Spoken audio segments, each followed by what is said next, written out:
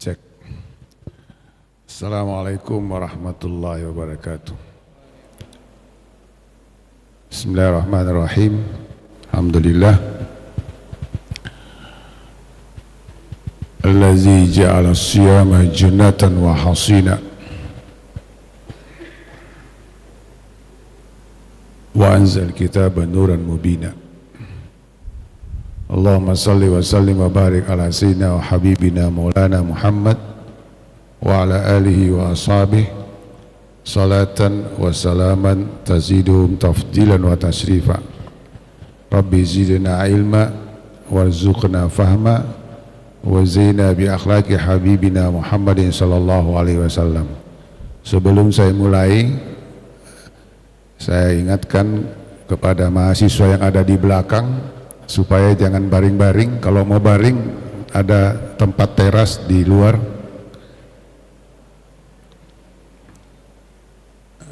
Karena ini masih ada kaitannya majelis, ya, supaya malaikat yang biasanya ikut turun berdoa mendoakan kita. Semoga ketulusannya datang ke masjid, memberi semangat, menjadikan mahasiswa yang beradab, berakhlak mulia, bertambah ilmunya, cerdas tapi soleh dan solehah, dan menunjukkan kesungguhannya mencari ilmu, terutama di bulan suci Ramadan ini. Baik, seluruh keluarga besar, para dosen, pejabat yang ada di lingkungan UINSI yang hadir pada hari ini, semoga dirahmati Allah dan ahli syurga. Jadi ketika ada pengajian, Rasulullah SAW menyampaikan, ini orang akan dibukakan pintu ilmu karena dia sungguh-sungguh. Ada juga orang pergi, itu ditutup pintu ilmunya. Itu kira-kira itu gambarannya. Tapi kalau dia pergi karena ada urusan, ada hajat, silahkan. Tapi kalau dia pergi karena tidak suka dengan ilmu majelis, itu akan tertutup hatinya nanti. Ilmunya tinggi, tapi akhlaknya boleh jadi tidak sesuai. Dan itu yang pernah terjadi. Prestasi sangat luar biasa. Luar biasa, prestasi di dalam, di luar. Begitu kena musibah, akhlaknya tercoreng, akhirnya semua orang geleng-geleng kepala. Nah, disitulah pentingnya mahasiswa, anak-anakku semua memahami bahwa menuntut ilmu, terutama di bulan suci Ramadan ini, adalah mendorong kita. Bayangkan, tidurnya saja jadi ibadah, tidur saja jadi ibadah, apalagi dengan membaca buku, membaca Al-Quran. Saya belum bisa, tapi mudah-mudahan tahun ini bisa. Satu hari itu bisa khatam.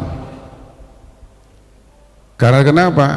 Saya baca para ulama, imam mazhab itu, Imam Syafi'i, Abu Hanifah, di bulan suci Ramadan tamat khatam Qur'annya 40 kali.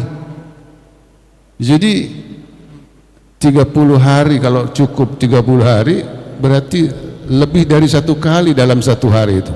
Satu kali khatam, bukan satu juz, satu kali khatam.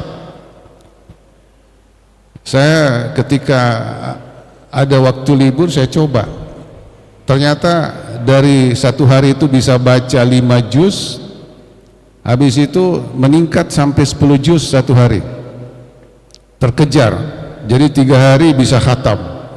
Begitu saya hitung waktunya, insya Allah bisa memang satu hari itu khatam Al-Quran. Nah, mudah-mudahan ada di antara mahasiswa bisa melakukan itu, akan diberikan hadiah. Hadiahnya umrah atau haji, tapi bayar sendiri. Nah, itu kira-kira begitu hadiahnya.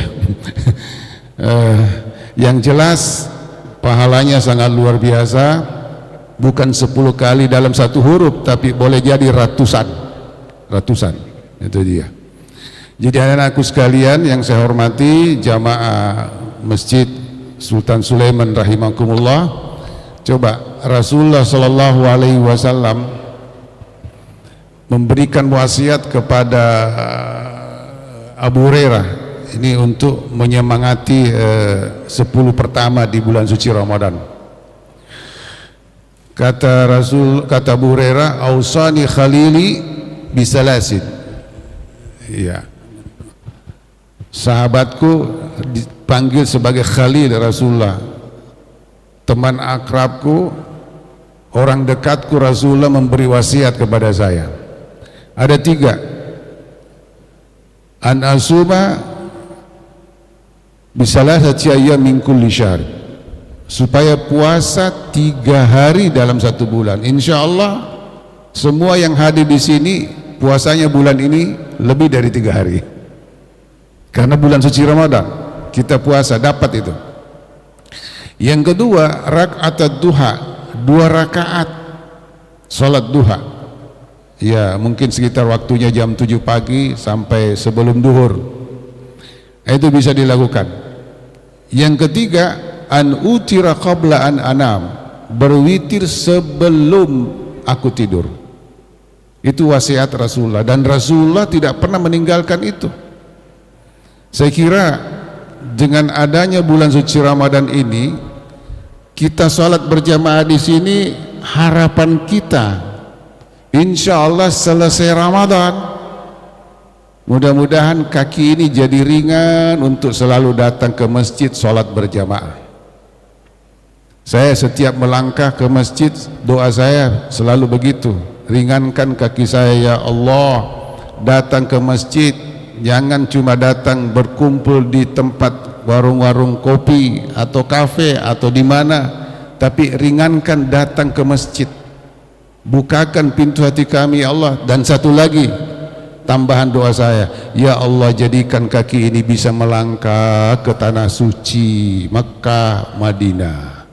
Itu. Dan kalau kita salat berjamaah di sini menghadap ke kiblat, bukan cuma sekedar selesai sholat, ada doa di situ saya simpan. Doa tambahannya apa? Ya Allah, mudah-mudahan sholat saya ini jangan cuma Masjid Sultan Sulaiman aja, tapi kalau perlu di depan Ka'bah. Akhirnya tadi saya baca doa, berikan kami rezeki supaya bisa ziarah ke 2 kota suci, Masjid Haramain Mekah dan Madinah itu. Dan alhamdulillah, dengan rahasia saya ini saya sampaikan, alhamdulillah berkali-kali saya datang ke sana. Kalau dihitung gaji saya nggak mungkin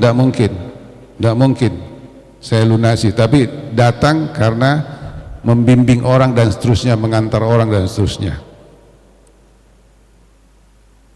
Jamaah sekalian yang saya hormati, oleh karena itu kalau melihat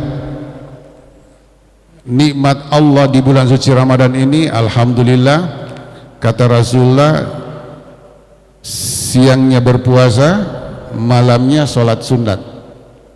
Alhamdulillah. Seandainya puasa saja nggak ada sholat sunat, kayaknya nggak semarak. Alhamdulillah lengkap sholatnya, puasanya.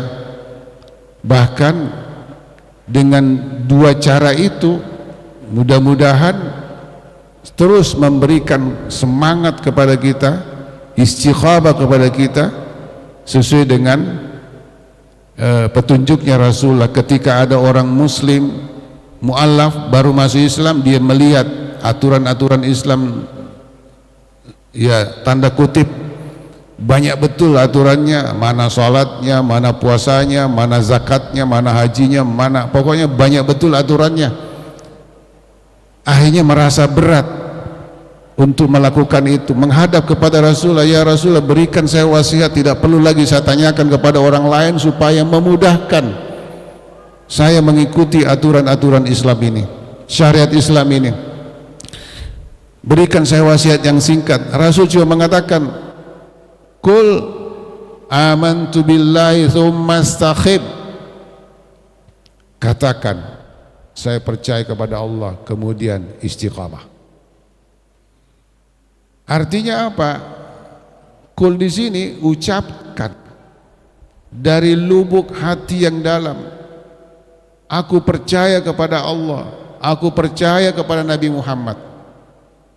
Tanamkan itu, insya Allah akan mudah. Tapi ada sambungannya, istaqim, istiqamah. Saya kira semua mahasiswa yang masuk di sini awal-awalnya itu pasti niatnya ingin menjadi orang yang intelektual, yang cerdas, dapat ilmu, pasti menjadi orang yang baik. Tidak mungkin ada niatnya orang menjadi tidak baik, semuanya mau jadi yang soleh. Tapi di tengah perjalanan banyak godaan, boleh jadi kita tidak istiqamah, lupa terhadap itu. Nah oleh karena itu diingatkan, hayya 'alas shalah, mari jadikan hidupmu hidup yang istiqamah, mari jadikan hidupmu hidup yang benar-benar hidup. Makanya dijawab bukan siap, tapi la haula wala quwata illa billah. Kenapa la haula wala quwata illa billah? Banyak orang tahu namanya salat berjamaah itu pahalanya besar, tapi belum tentu bisa melaksanakan. Hadisnya hafal boleh jadi. Jadi kalau saya ceramah di sini tidak perlu saya ceramah. Kenapa? Orang Winsi itu ahli agama rata-rata. Orang penceramah tidak boleh menceramai sama-sama menceramai. Tidak boleh saling melampaui. Tapi cuma mengingatkan. Dan ini yang penting. Apalagi mahasiswa Winsi, ya tentunya ada kaitannya dengan belajar tentang kajian-kajian Islam, tahu pahalanya. Tetapi pada saat dipanggil hayya 'alas shalah, adakah jawaban seperti itu? La haula wala quwata illa billah. Kalau dia ucapkan la haula wala quwata illa billah, dijawab saja, insya Allah bergerak hatinya. Makanya saya baca di kitab Irsyadul Ibad itu ada ancaman, orang yang mendengarkan azan tidak dijawab itu terancam. Terancamnya akan memiliki sifat kemunafikan. Dulu waktu saya baca itu kok bisa? Karena itu tadi, karena ucapan la haula wala quwata illa billah itu menunjukkan bahwa kita enggak punya daya, tidak punya kekuatan, pasrah kepada Allah. Kalau bukan Allah membuka pintu hati kita enggak bisa. Kan banyak kejadian, hayya 'alas shalah, dipanggil salat tapi masih banyak yang tidak pergi sholat, masih nongkrong di warung sana, masih nongkrong di kantornya masing-masing. Dan ini tidak perlu kita nasihati banyak-banyak. Kenapa? Sholat jamaah itu kan tidak wajib. Benar, tidak wajib sholat jamaah, tidak wajib.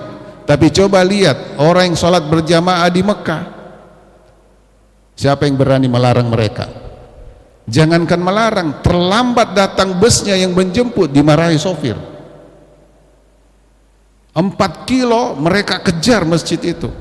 Coba, disitulah pentingnya menunjukkan bahwa betapa besarnya peran namanya Baitullah. Baitullah yang asli di sana, ini Baitullah tambahan.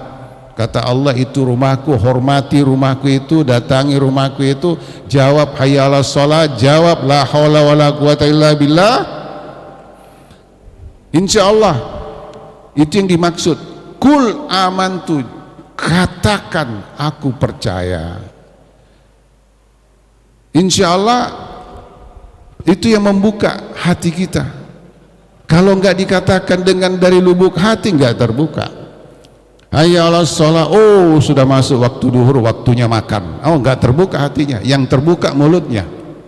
Kira-kira begitu gambarannya. Tapi kalau dibaca hayya 'alas shalah la haula wala quwata illa billah, pelan-pelan dibaca masuk dalam hati, ya Allah, ini panggilan bukan bos. Panggilan Allah yang Maha Pencipta hari ini masih hidup. Hari ini masih diberikan kecerdasan, masih bisa mengikuti perkuliahan, hari ini masih bisa belajar, hari ini masih bisa sampai ke kampus. Ada yang tidak bisa sampai ke kampus, kemana? Ke bengkel dia, rusak motornya. Kemana? Ke rumah sakit dia, sakit dia, dan lain sebagainya dan sebagainya. Tapi alhamdulillah, disyukuri itu kira-kira. Nah, jamaah yang saya muliakan, jadi pesan Rasulullah ini ada 3 tadi, saya ulangi.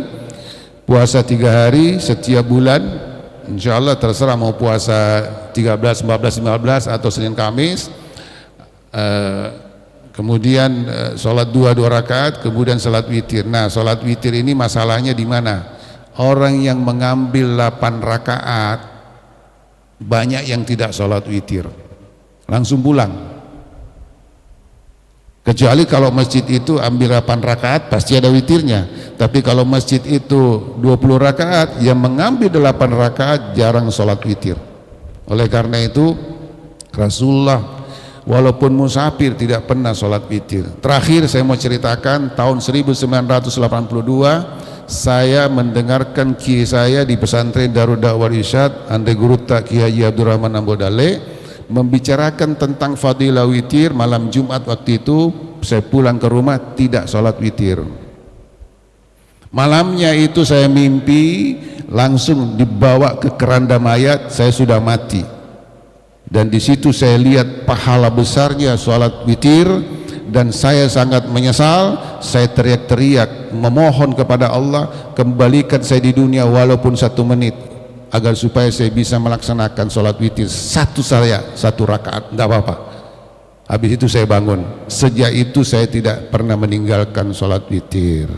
Mudah-mudahan manfaatnya ada untuk kita sebagai pengikut setia Nabi Muhammad SAW, pelan tapi pasti mendengarkan wasiat-wasiat beliau agar kita bisa mendapatkan syafaatnya di akhirat nanti. Kurang lebihnya mohon maaf. Al-Fatihah.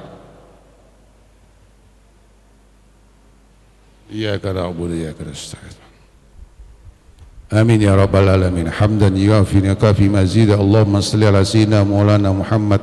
Allahumma aftah qulubana binurik wa 'allimna min ilmik. Ya Allah, berkahilah kami di bulan suci Ramadan ini. Bukalah pintu hati kami ya Allah. Jauhkan kami, hati kami dari sifat kesombongan, kemunafikan, dan isilah dengan sifat kerendahan hati dan cahaya petunjuk-Mu ya Allah. Berikan kami rezeki lidah yang senantiasa berzikir kepadamu ya Allah. Berikan kepada kami ya Allah rezeki membaca kitab suci-Mu ya Allah. Berikan kepada kami rezeki badan yang ringan melaksanakan perintah-Mu. Rabbana atina fid dunya hasanah wa fil akhirati hasanah wa qina adzabannar. Wa sallallahu ala sayyidina maulana Muhammad walhamdulillahi rabbil alamin.